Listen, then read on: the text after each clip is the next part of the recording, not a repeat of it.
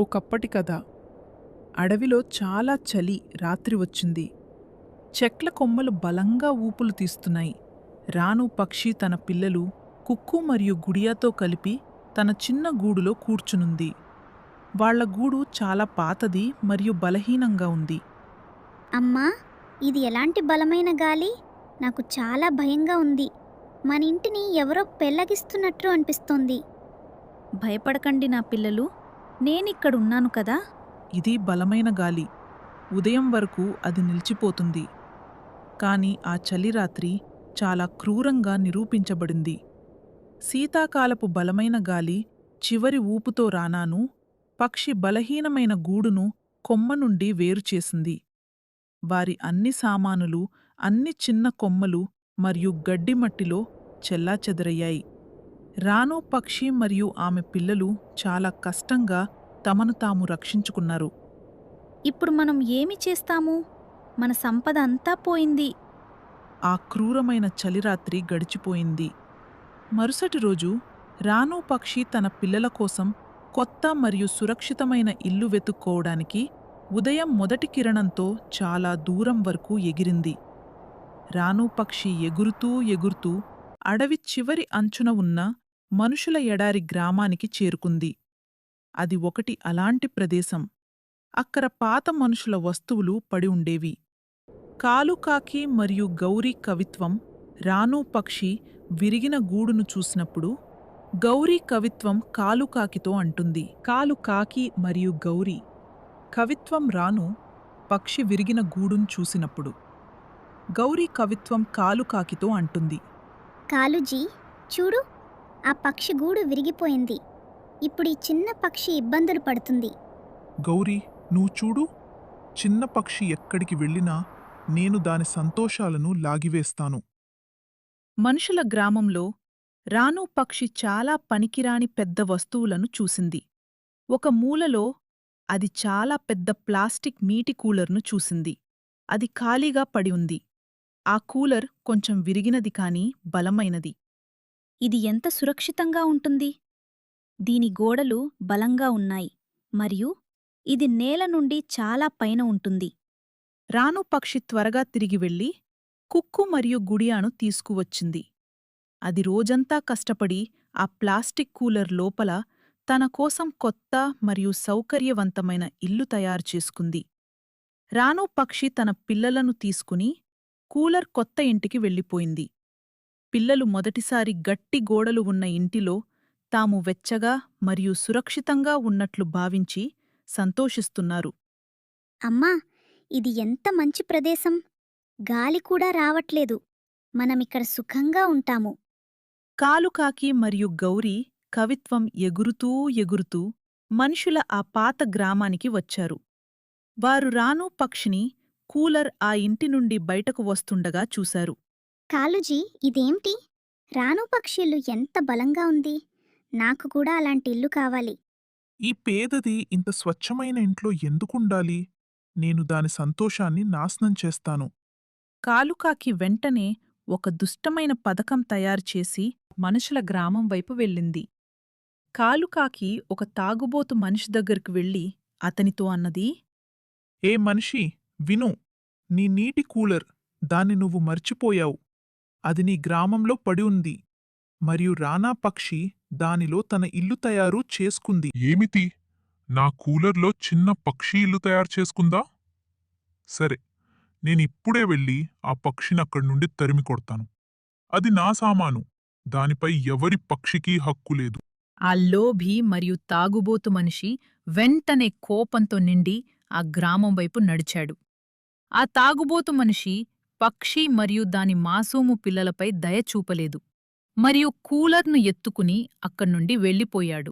నా ఇల్లు, నా పిల్లలు. రాను పక్షి మరియు దాని చిన్న చిన్న పిల్లలు కుక్కు మరియు గుడియా మళ్లీ గృహహీనులయ్యారు. కాలుకాకి మరియు గౌరీ కవిత్వం దూరంగా కూర్చుని పక్షిని చూస్తూ నవ్వుతున్నారు. రానా పక్షి తన పిల్లల కోసం ఇల్లు తయారు చేసుకోవలసి వచ్చింది. రాను పక్షి ధైర్యం చేసింది మరియు తన పిల్లలను తీసుకుని అక్కడ్నుండి ఎగిరింది. రాను పక్షి ఎగురుతూ వెళ్తుండగా దానికొక కొబ్బరి చెట్టు కనిపించింది. ఆ చెట్టుపై ఒక ఎండిపోయిన మరియు పెద్ద కొబ్బరిపండు కకాయలో ఉంది. నేనీ పండును లోపల్నుండి ఖాళీ చేస్తాను. ఇది చెట్టుపై ఉంటుంది కాబట్టి సురక్షితంగా ఉంటుంది. రానా పక్షి చాలా కష్టపడి ఆ ఎండిపోయిన కొబ్బర్ని లోపల్నుండి శుభ్రం చేసి దాన్లో పిల్లల కోసం చిన్నదైన గుండ్రని మరియు బలమైన ఇల్లు తయారుచేసుకుంది. పిల్లలు ఆ కొబ్బరింటిలో సంతోషంగా ఊగుతున్నారు. కాలుకాకి రానా పక్షిని ఆ కొబ్బరింటిలో చూసినప్పుడు అది మళ్లీ కోపంతో నిండిపోయింది. కాలుజీ, ఈ చిన్న పక్షి ఇప్పుడు కొబ్బరి పండుని ఇల్లుగా తయారు చేసుకుంది. దీని ఈ సంతోషం కూడా ఎక్కువ రోజులుండదు. నేనీ కొబ్బర్నే విరిగిపోతాను. కాలుకాకి ఒక పెద్ద రాయిని తీసుకుని చెట్టుపై ఎక్కింది. అది తెలుసు, ఆ కొబ్బరింటిని విరగడానికి చాలా ఎక్కువ శక్తి కావాలి. గౌరీ, నువ్వు కొంచెం వెనక్కి తగ్గు. నేనీ కొబ్బరిల్లు విరిగిపోతాను. కాలుకాకి ఆ బలమైన కొబ్బరి ఇంటిపై మళ్లీ మళ్లీ రాయిని విసిరింది. పక్షి మరియు దాని పిల్లలు కొబ్బరి ఇంటిలో సౌకర్యంగా నిద్రపోతున్నారు. చివరికి కాలుకాకి నిశానా విజయవంతమైంది. కొబ్బరి గుండు నేలపై పడి 2 ముక్కలైంది. గురియా మరియు గోకు భయపడిపోయారు. అమ్మా, మేం పడిపోయాము! అమ్మా, మేం పడిపోయాము! అదృష్టవశాత్తు వారందరూ సురక్షితంగా ఉన్నారు. కాని వారు మళ్లీ గృహహీనులయ్యారు. రానా పక్షి ఇప్పుడు చాలా నిరుత్సాహపడింది. ఇప్పుడు దానికి ప్రపంచంలోని ప్రతి బలమైన వస్తువు పట్ల భయం వేస్తుంది. కాలుకాకి తన ఆ విజయంపై నవ్వుతుంది. రానా పక్షి విరిగిన కొమ్మపై తలవాల్చి కూర్చుని ఉంది. నేను మనుషుల గట్టి వస్తువులపై నమ్మకం ఉంచాను, మరియు ప్రకృతి యొక్క గట్టి వస్తువులపై కూడా నమ్మకం ఉంచాను. గోని లోభం మరియు ఈర్ష్య ప్రతి బలమైన వస్తువును కూడా విరగగొట్టగలవు. అప్పుడు రానా పక్షి నిర్ణయించుకుంది. ఇప్పుడది అత్యంత సాధారణమైన మరియు సరళమైన వస్తువుతో ఇల్లు తయారు చేసుకుంటుంది.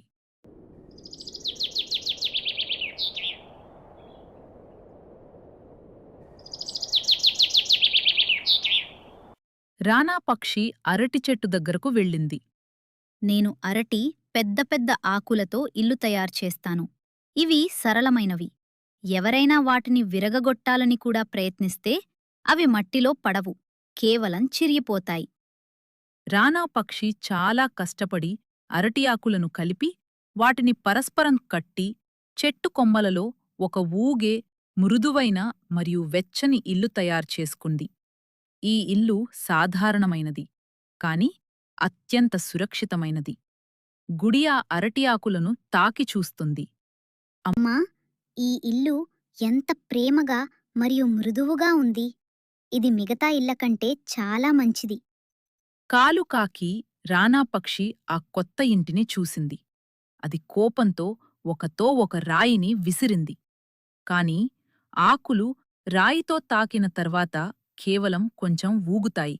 అవి విరిగిపోవు మరియు పడిపోవు కూడా. కాలుకాకి మళ్లీ మళ్లీ అలా చేసింది. తర్వాత అది అలసిపోయింది. అయ్యో, ఇది విరగట్లేదు. రానా పక్షి తన అరటి ఆకుల ఇంటిలో తన పిల్లలను ప్రేమగా చూసింది. దానికర్థమైంది, నిజమైన రక్షణ బలంలో లేదు, కాని సాదాసీదా జీవితంలో మరియు ప్రకృతితో కలిసి ఉండటంలో ఉంది. ఇప్పుడు రాను పక్షి ఎప్పటికీ ఆ సౌకర్యవంతమైన, సురక్షిత ఇంటిలో ఉండిపోయింది. చివరికి కాలుకాకి తన దుష్ట పనులపై చాలా సిగ్గుపడింది. అది అర్థం చేసుకుంది, ఇతరుల సంతోషాన్ని దొంగిలించటానికి ప్రయత్నించడమంటే తనకు తానే ఎప్పటికీ బాధను కలిగించుకోవటమే. ఈ విధంగా రాను పక్షి తెలివితేటలు దాని బీదతనం మరియు ఇబ్బందులను తొలగించాయి, మరియు అది తన పిల్లల కోసం శాంతియుతమైన మరియు బలమైన ఇల్లు తయారు చేసుకుంది.